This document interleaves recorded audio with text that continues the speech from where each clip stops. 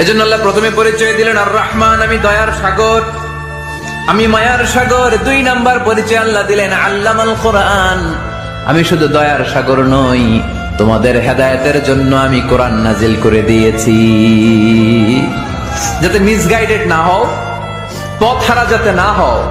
আমি দয়ার সাগর হয়ে বসে থাকলে তো হবে না, তোমাদেরকে তো গাইডলাইন দিতে হবে, তোমরা যাতে গাইডেড থাকো to the right way, to the right sense of direction. এজন্য আমি তোমাদের হেদায়েতের জন্য কোরআন নাজিল করেছি, তোমাদেরকে আমি কোরআন শিখিয়েছি। আল্লামাল কোরআন, আমি কোরআন শিখিয়েছি। এজন্য দুনিয়াতেও যারা কোরআন শিখায় তাদের মর্যাদা বাড়ায় দেয় কে?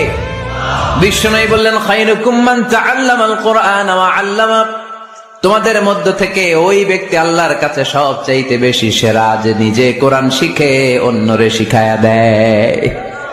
আপনি কোরআন শিখলে আপনি সেরা, আবার আপনি যদি শিখা